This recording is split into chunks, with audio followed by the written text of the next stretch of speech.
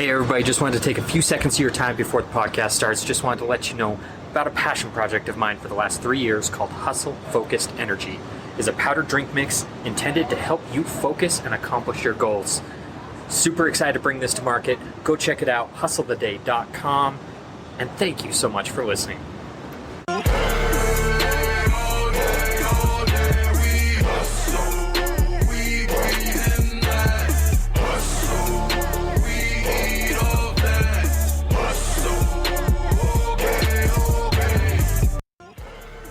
On this episode of the Hustle the Day podcast, I have Jake Kelfer on the show.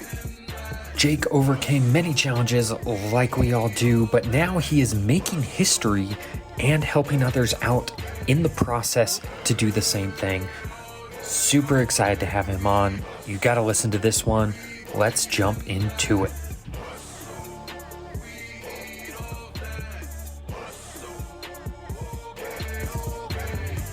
What's up, everybody? Welcome to the Hustle the Day podcast. My name is Trent. Super excited to have Jake Kelfer here today. And you know what? This is where I usually say, hey, Jake, jump in and tell me a little bit about yourself. But I'm going to flip the script on you today specifically because I need to throw out a congratulations. So you, first and foremost, you started the Pro Basketball Combine. And last night you made history. Desmond Bane got drafted in the first round, first Pro Basketball Combine player to do that. So first and foremost, congratulations on that. Your hard work's paying off. That's awesome. And now that I got that out of the way, you jump in, tell us a little bit about yourself. Hey, first of all, man, I appreciate that. I appreciate that a lot. It was a great moment for us, for all of us in the team, and for Desmond to see that happen. But really, really awesome. So I appreciate you bringing that up. A little bit about me. I'm gonna give the backstory of how we got to this point. Right. I grew up, and the three things that mattered to me were family, academics, and athletics. Those are the only three things that drove me, and I had an internal desire for learning. I love to learn, but more importantly than just the learning, I had a desire to be great.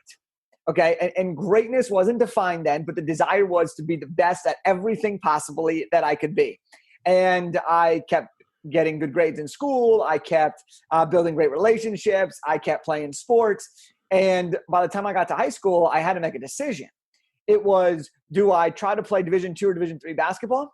Or do I try to leverage my academics and go to USC, which was my dream school? And, you know, I was, like I said, I was a smart kid, and I realized, okay, let's weigh the odds out here. Is it smarter to go to USC and get that degree from USC? Or should I go play Division II, Division III ball and have some more fun, but I wouldn't have the same network, degree, or experience from college? Went to USC and said, since I can't play basketball anymore, I'm going to represent basketball players, and I'm going to be an agent. As I get ready to graduate from USC, I wanted to be an agent, but the agency that was about to hire me, they went on a hiring freeze, couldn't bring me on. And as luck would have it, I end up getting an offer to work for the Los Angeles Lakers. So I start my professional career playing for the team that I thought I was going to play for, but now I'm working for the team as an employee of the organization, and it happened to be Kobe's final year. While I'm with the team, I'm loving what I'm doing. I'm learning a ton. I'm having great life-changing experiences, building all these relationships. But I say in my head, there's something bigger. There's something more out there. I don't want to be working for someone else. I don't want to have the traditional hours. I want the freedom. I want to do my own thing. I want to create my own hustle, right?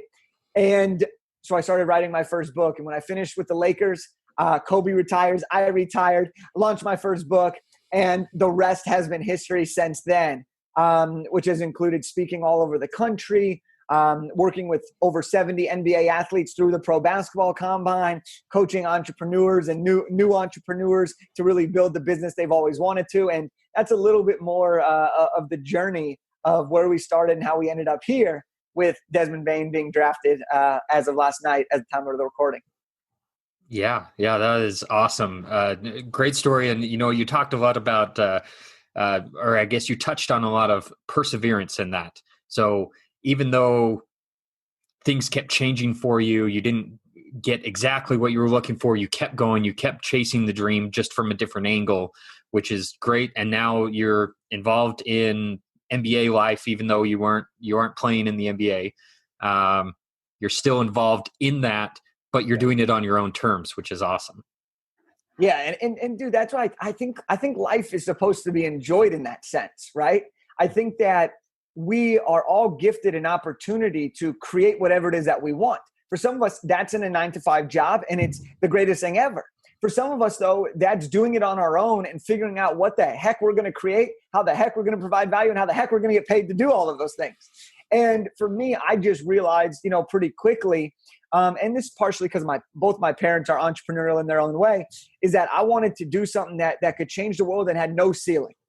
And entrepreneurship is a no ceiling game, but it's also a game that is not easy. It's hard. It's challenging. There are a lot of ups and downs, and we could talk about some of those things that I've gone through because I've gone through the full waves. I've had the highest of highs. I've had the lowest of lows. But what I've fully come to realize is that that's just part of the game, and we got to play the game to win the game. And so that's what I always try to tell people and try to think about is I'm in the game. I may go down by 10 at half, but you better believe I'm staging that fourth quarter comeback. Right. And then the game goes on and on and on. And when I look back at the end of my life, it'll be, have I competed for a championship? Have I competed for a championship by playing the game every single day?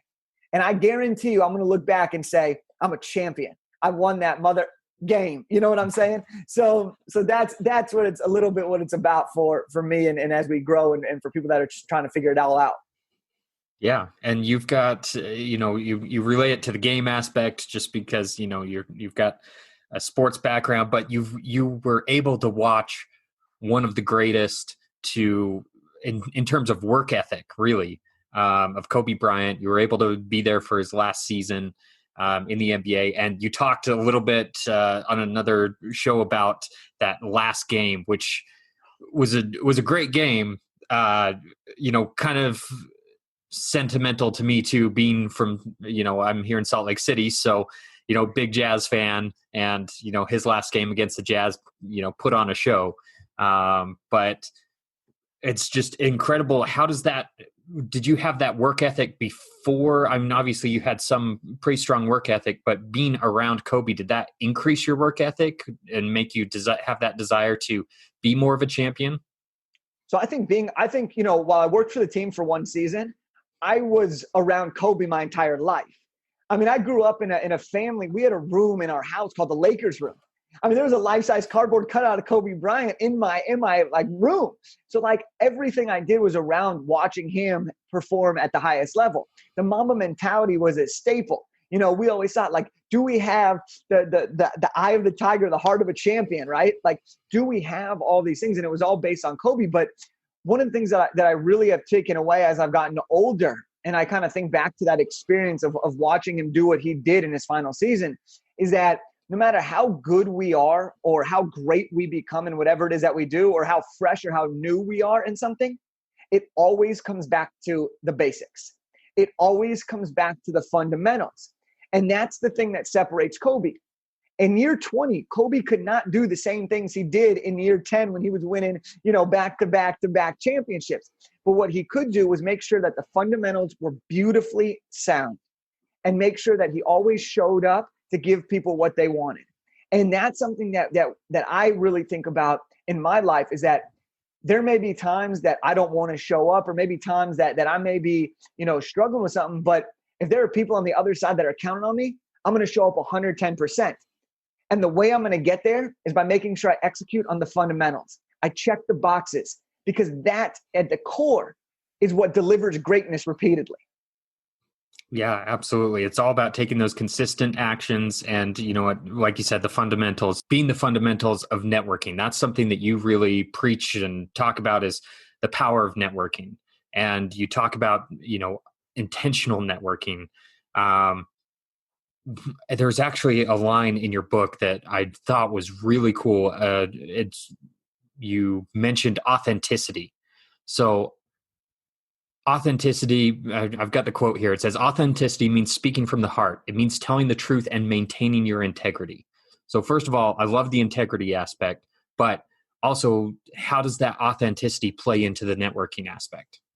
Oh, great question. That's a great quote to pull from, because one of the things that I think we see in our society today is we want the quick win. We want the big following. We want the $1 million launch. We want I'm going to start my business and get the 6 figures tomorrow, right? We have all these things that society and marketers put into our pressure. And at sometimes what we do is we sacrifice our integrity to achieve something and do the quick win. Okay. But like I said, this is a game that we're playing, and it's a long game. And we need to make sure that our integrity stays in tune with ourselves as we go, because that's how we're going to connect with people, which then leads us to authenticity, right? In order for us to be authentic, it's not just about showing up the way you think people want you to see, or not just showing up the way you are some of the time. It's completely owning who you are and completely owning your communication style in this pursuit of greatness. Because one of the things that I've learned, and this has been a life-changing learning experience for me, is that I wanted to please everybody. I wanted to connect with everybody. I wanted to do things so that other people would like me. Because I thought the more people that liked me, in theory, the more money I could make or the more lives I could impact. But in reality, it's not about the amount of people that like you. It's about getting the right people to love you. And that's where authenticity comes into play. Because when we're truly authentic, we attract what we are. And when we attract what we are, we form tight-knit community. We form bonds. Think about this. Are the people that you're closest to in your life the people that you're most authentic around, meaning your truest self in your truest and highest form? Or are they people that you're trying to impress because you want something from them or they want something from you? It's the people that you can be truly yourself around that make you and bring you the most joy in your life. Well, if we're trying to build something or we're trying to increase our happiness, then why would we do anything other than be our truest self in our most authentic and raw form? Do you see how it all comes full circle in that from that standpoint? Yeah, absolutely. I can totally see how that all plays into each other. And you know what? It's tough to see those people who you think are getting the quick wins. You don't see the work behind it, and you think, hey, these people blew up overnight, but really they were being authentic the whole time. It's just their audience caught on to who they were. I know you help people in your coaching to use the power of networking to scale their businesses. How do you teach them that long-term aspect of, hey, avoid those quick wins and, try and see that long game? There's so many ways, but at the core of our life is connection, right? Like, can you get married without a connection? No, you can't get married without a connection because there's no other person involved then, right? Can you get and scale a business without connection? No, because if you didn't have connection, you would have no customers, right? Everything we do, the most foundational and fundamental element is our connection with other people and our connection with ourselves. Okay. And so when we think about growing our businesses, it first stems from us understanding that the root of everything is our ability to connect with ourselves, with our prospects, with the people that we want to learn from, with our mentors, with our coaches, with our colleagues, with our current customers as we start to have them. And through them, through asking questions, through taking care of them, through providing them with the transformation they're desiring, you can create and build anything you want. And to couple that, we see this a lot of times like, wow, this seems like a lot of work. Building a business seems like a lot of work. Like, how am I going to keep going even when I'm not seeing the progress? Or it seems so daunting to just start and like try to create all this all at once. Well, guess what? Business isn't easy. Business is simple. Okay. And simple makes the process fun in the pursuit of greatness. When you make it easy or try to make it easy, that's when you lose your integrity. That's when you lose your authenticity because you tried to take the easy way out. Well, the biggest cliche in the world is if it was easy, everybody would be doing it. There's a reason why not everybody is a millionaire or a six-figure business owner or a consistent 5K month business owner. There's a reason for these things. And the reason for it is because business is not easy, but it can be very simple when you follow the roadmap, and connection is the ultimate roadmap to guide you wherever you need to go. Wow, that was powerful. Honestly, business isn't easy. It's simple. Like there's so many takeaways I could take from just that little section right there. So, thank you first of all for throwing that out there. But going back to the networking aspect of things, you talk about being intentional with your networking. So you're not just, shotgun approach, network with everybody. let's say somebody is starting out and they have no network. How can they be intentional when they don't necessarily know who they're going after? Like, how do you find out? Do you go straight after those people who you think are, out of your reach, that are the people you want to connect with, or how does that process go? So being intentional, and I love the way you frame it. When we're first starting, we need to get information, right? We need to get information so that we can have more direction, more clarity. How do we get information? It's based off the questions, the quality of the questions we're able to ask. Then it becomes, well, who are the types of people that we need to be intentional with? And so there are a couple different types of people that we want to reach out with in the beginning. But there's going to be one common element across all of this. If you never ask, if you never reach out, you know what's going to happen? The answer is always going to be no, or you will never move forward, right? And so the most important thing is that we take action and that we know rejection is inevitable. A lot of times, the reason why we don't start or why we aren't as intentional as we can be is because we're scared that if we do, we are going to open ourselves up, we're going to express our vulnerability, and we're going to be exposed to the potential of being rejected. And when we're first starting our business, we see this as a rejection of ourself, not as a rejection of maybe our idea or what it is that we're trying to do or our offer or our services. And that's one of the biggest things that we want to avoid in our life, is that feeling that we aren't good enough for somebody else. And so the thing that we need to do is we need to, one, understand that it's going to be part of the process to be rejected. There will be people that don't respond to you. There will be people that never get back to you. But I always say this, there are almost 8 billion other people in the world. I promise you, there's plenty that will get back to you if you keep doing it and you do it intentionally, right? So now let's rewind a little bit and focus on who do we talk to? Well, there are key buckets of people that we need information from. Whenever you're starting something new, we need to get information from the people that could potentially be our customers, right? Who are the people that we can help and provide a transformation? So we need to ask them, and we need to reach out to them, and we need to go find them, and we need to learn from them. What are their struggles? What are their challenges? What do they really want? That's the product, the offering, the business that we're really going to be able to create to have our first group of people. On the flip side, just as much as we want to get customers and learn what they need, we want to connect with people who have already done it so that we can get there faster. And these are what we call 1-2 steppers, people who are 1 to 2 steps or more above where you're at.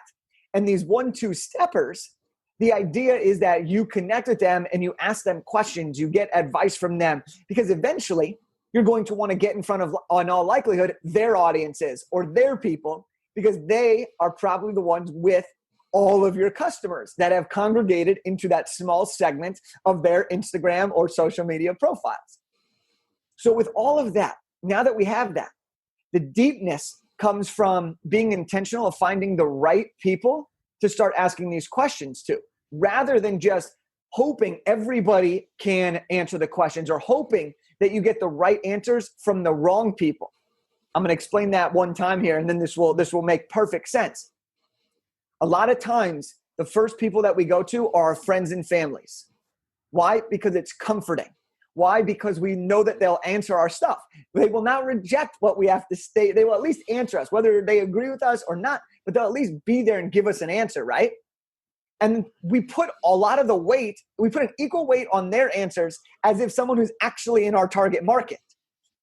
Well, that's wrong. That's not being intentional. That's trying to take the easy way of business. Simple way would state, let me find someone who's struggling with what I know I can help them with and ask them questions. That's going to be intentional because you are doing something that will help somebody and you are getting the information that you need to create the life and the business and the impact that you want to have. Yeah, absolutely. I love that. And you talk about, getting a little bit uncomfortable. I'm guilty of this too. I'll go to family and friends too with a business idea and get that reassurance from them, even though they're not necessarily the target market. And you know what, we're all guilty of that. But one thing that you've done is you've kind of immersed yourself in the uncomfortable aspect, which, I definitely is something that's recent for me. It's not something that I've done my whole life, but I now seek out some of that uncomfort just to help myself grow. But you really took this to a whole nother level. You did like, what was it? Your 12-month journey, where every month you tried something new that was out of your comfort zone. I mean, from 1 month you went from Krav Maga to hip hop dancing. Like, I mean, tell me a little bit about that journey and how that's helped you in your ability to network. Yeah, I appreciate you sharing that. And the truth of the matter is, like, getting outside your comfort zone is always hard. It's always hard, and it's scary. And even though I'm like very comfortable with being uncomfortable, it's still nerve-wracking every time I do something that's like out of the zone, right? And a few years ago, what you're talking about, my trolling journey, is like, I was like, I'm going to do something that's going to test everything that I've ever done. And so I came up with an idea to do one different activity every month that would challenge me, that scared me, or was something that I always wanted to do, but I claimed I never had time to do it, right? Because that's what we always say. Oh, I would do it if I had more time. Well, guess what? We have time for the things that we make time for, right? And so I did Krav Maga, which is Israeli self-defense. I did hip-hop dancing. I did a Euro trip for my first time ever going to Europe. I did 30 days of insanity, the workout. I did 30 days of learning Chinese. I did 30 days of cooking. And there were a lot of these things that I sucked at. Like, I was terrible at these things. You know, I think back to like the Krav Maga is like the timing that it worked out. My morning class of Krav Maga that I took was with a bunch of moms who had just dropped their kids off to school. And here I am, a 23-year-old just fit guy in a Krav Maga training class with these moms who are just dialing in on their moves, just kicking ass. And I'm like, oh, wow, like, this is unbelievable. And I was uncomfortable there. You know, as a guy who competes at the highest level, works with NBA players, I was so uncomfortable. You know what I mean? But that's what made it so great. And, you know, when we do things that challenge us, it's still hard, but it becomes easier. And we realize really what becomes easier is that the worst result is really not that bad. Getting your butt kicked or dancing and still being a terrible hip hop dancer, like, that's the worst that happens from that. But in our minds, we make it, oh my gosh, what terrible, and everyone laughs and makes fun of me. Again, it goes back to that feeling, right? It goes back to that feeling inside of ours. Like, I don't want to like embarrass myself because then other people think like I'm not as cool as I want to be. But once you realize that and you face that, nothing else can come in your way. And so you're becoming a little bit more willing to get out of that comfort zone step by step by step. Yeah, for sure. And it's, you know what, it's interesting that, you know, you get to the point where you're working for the team that you dreamed of for all this time, and then you decide I'm gonna be more uncomfortable and go out and start my own thing. Like, to most people, that's crazy, but you are obviously, you know, geared towards creating that impact for people. And, you know, I've definitely seen that in the short time that I've known you. You know, I see this impact that you're creating on people, which is great. But how did you come to that decision of, hey, I finally made it to the Lakers. This isn't fulfilling for me. I'm going to now go out on my own. Like, how did you come to that decision? There was a moment during the Lakers that really was the catalyst for this decision. Now, I knew that the Lakers wasn't the long-term plan. It was really another stepping stone for what would be the future, because I wanted to be a sports agent. And the Lakers were just another great avenue to get me closer there. But I'm working with the Lakers, and one of my responsibilities was to pick all the contestants. So I'd pick the contestant and then take them out, do the half-court shot, do the three-point shootout, all those really cool things. And as a basketball guy, like, that was so fun to get them on the court, give them like this unbelievable experience that they'll remember forever. And one day I'm in an elevator, and I'm in that elevator, and the doors are about to close. And right before the doors close, Jerry West walks in the elevator. Now, if anyone's listening here and doesn't know who Jerry West is the guy that made the NBA logo after. He's a living legend. Now, Jerry comes in the elevator, and the person working the elevator asks Jerry what floor he wants to go to. Jerry, of course, says, I want to go to the event level. I got courtside seats, right? Of course. Now, the person working the elevator has no idea who Jerry West is. So he asks Jerry, he says, well, do you have a credential? Otherwise, I'm going to have to escort this gentleman pointing at me down. I'm going to have to ask you to step off. And I was like, no way is this about to happen, right? And Jerry doesn't have a credential. The person asked Jerry to step off the elevator. And in that moment, I just blurt out. I go, wait. He's with me. He's my guest. I got him. I'll escort him down. The next 14 seconds, Trent, unbelievable elevator ride. We come out of that elevator ride, and this was the defining moment. I'm in my mind wondering, is he going to be pissed that that person didn't know who he was? Is he going to be pissed that I had to stand up for him? What type of energy is he going to have right now? Right before we go our separate ways, he sticks out his hand, shakes my hand, and he says, thank you. I appreciate what you just did for me. And it was in that moment that I realized how powerful every single one of us are. And I realized that doesn't matter how old we are. It doesn't matter how much money we have. It doesn't matter what our title is. It doesn't matter what our status is. The only thing that truly matters is how we make somebody else feel in that moment. And ever since that moment, I said I wanted to give people this feeling of elevation, this feeling that when I'm done experiencing and interacting with them, we will both be elevated because of that encounter. Whether that's a smile, a high five, whether it's picking a contestant and giving them the greatest experience they'll ever have and remember. And that was the catalyst that said, I need to do something that's going to impact more people at a higher level. Because not only does it feel amazing to give to other people, but feels amazing to be on the receiving end when someone genuinely, authentically cares about you and your success. And that was the catalyst for me realizing I needed to go somewhere where there was no ceiling, and that I could create whatever came to my mind to change the world in that standpoint. Wow. Yeah. When I heard that story the first time, my mind was blown, like that you're sitting there standing up, vouching for Jerry West at a Lakers game. Like that's just incredible to think of. But I hope you do take Tony's challenge seriously. He did say you need to reach out to him, or next time you run across him, see if he remembers that story. But one thing you preach also is in the value of networking. And, one thing that you provide that value for Jerry West. You talk about cold outreaches. We all have to do that cold outreach every once in a while, and get to try and get on somebody's radar, or to try and create that networking opportunity. And one thing that you brought up in your book that just really hit me, because honestly, like I do it all the time, and I realized how wrong I am in doing it now. You always end with the line of, let me know if there's anything I can do for you. Tell me why I'm wrong in doing that, and the right approach for that. So it's based off great intention, right? When we say, let me know if there's anything I can do for you, we are really trying to say, look, I'm willing to help out. I want to help out. But what we forget to recognize is that to that other person, you have now just assigned them a task. And when we reach out to these people, typically the people that we say this to, right? We're talking about people that we want to get in touch with, people that we want to learn from, mentors, coaches, people that are ahead of us and where we're at. We're like, hey, let me know if there's anything I could do for you. You're already helping me by answering my question, or, just let me know if there's anything I can do for you.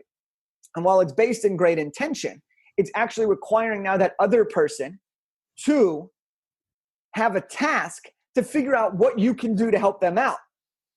And in reality, what needs to happen is when we say, instead of let me know if there's anything I can do for you, is do the thing. Find the thing. And this is where being intentional comes into play. If you're really reaching out to someone for a specific reason and there's intention behind that, you should know how you can figure out a way to help them or provide value from them. And now the next question would be, well, Jake, how can I provide this value for them? Because the reason I'm trying to connect with them is because I want to learn from them so I can provide more value. Or I'm just beginning. I don't have anything valuable to offer them right now, right? Well, there are so many ways that we can give value to people in this context, okay? A great way is sharing their content. A great way, like people, one of the metrics that 6-7 figure earners and small business owners look at on like social media is like the shares or the saves or their comments and their engagement. Be someone that gives a comment. Be someone that shares their content. Be someone that promotes them. Everybody wants more exposure. And if you can provide them with an avenue to have more exposure, boom, buy their product, buy their book, and reference it, right? So instead of let me know if there's anything else I can do for you, it's, hey, I just bought your book and I just shared it with someone, super excited to continue to get to know you. Now they're immediately thinking, oh, this person is doing the thing, right? Make an introduction. If you know two people that are great and you want to get access to one and you know the other, connect the two of them with both of their permission. And that's the double opt-in intro, right? There's so many ways to do this, but we need to show the value rather than asking someone of how we can help them. And I know it just was like, oh, well, let me know if I can help you. Like, yeah, it's so nice and innocent. But in reality, the busier of people that we reach out to, the people that are extraordinarily busy and have a lot of obligations and are super productive, that is an additional 5, 10, 15 minutes that they have to now think of ways that you can help them. And so the better way to even respond outside of showing them is just to thank them in advance for what it is that you want them to do for you. Okay, so it's, hey, thanks so much in advance. Even a quick reply would be amazing. Now you're telling them what you want them to do, and so they will want to help you and fulfill your request, and therefore they will start to message you and respond to you. And now what we've done is we've taken it from something that we've always thought is like a really nice way. Let me know if there's anything I can do for you. And now we've turned it into, we're going to actually tell them. We're going to actually tell them and request of them to do something for us. And it's more likely that that will be fulfilled from a genuine place of love and authenticity than from the other way of asking and trying to make them do more work in the process. Yeah, that is incredible. Great, tremendous advice. You know, you talked about, you know, sharing those stories and, you know, sharing their content and, you know, buying their products and things like that to get on their radar. And honestly, those tactics are more important now especially over like the last several weeks where we've had this election here in the United States where Instagram's limiting hashtags and, you know, you can't find people through that avenue. And I mean, just being able to offer value, connect with people through stories, through DMs, you know, things like that, that has become more valuable over this last little while. And so that's great advice and something that, you know, can translate to any platform. It's not necessarily Instagram specific. It can translate to LinkedIn or Twitter or, you know, wherever the case is, wherever you're at. So appreciate you know, throwing that advice out there. And, you know, that's definitely been something that I've done without necessarily intention, where I've made connections with people where it's just like, oh, I just really respect this person. I want to share their content, and it's created a relationship. And you've talked about in the past where as you're sharing these stories, if they end up connecting with you via DM, it shows you're already in their network. They're already putting in the work to help them out. So it can be something simple as that to provide them with value, which is awesome. Yeah, I mean, the minute we get their attention is the minute the relationship process begins, right? And that's the most fun. And I get geeked up about this. Like I want to make networking fun. I think networking should be one of the most fun activities we do because it's the highest return on investment you can ever make. Like it is so true. The more we are connected with people, the more we will be able to make, not just financially, but impact wise and whatever our mission is, right? And you know, when you look at social media and on Instagram, the minute you share their story and they repost you or that they accept your story, you are now forever in their inbox as someone that they think they already know or that they are already acquainted with, rather than sitting in that request box or rather than sitting in the box that never gets read, right? And now you've started the process and now you can continue to build, and it takes time, but it's fun. And you check in, you send some emojis, you share something else, you ask a question, and it just starts to happen. And once you do this enough, it's a snowball effect because 1 leads to 2, 2 to 4, 4 to 8, and it is exponential growth that is spectacular to be a part of. Yeah, absolutely. So, you know, looking from this side of things, you've got your business established, you've got things rolling for you. from the outside looking in, it looks like everything's just, the wheels are greased, everything's working really well.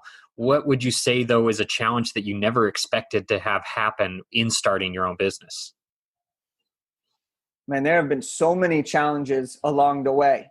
I think one of the big challenges of being an entrepreneur is, I'll give two here. Is one is being able to handle the uncertainty.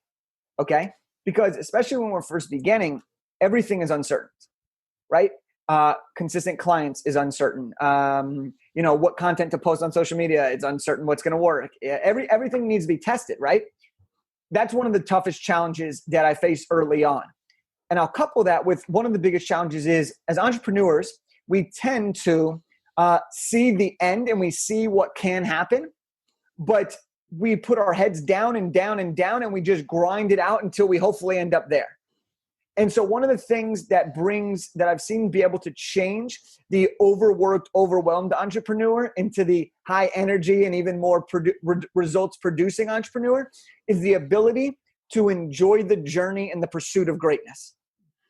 And when you can start to appreciate the obstacles that come up, the uncertainty, and you start to see it as just a game that you are inevitably going to win if you stay at it.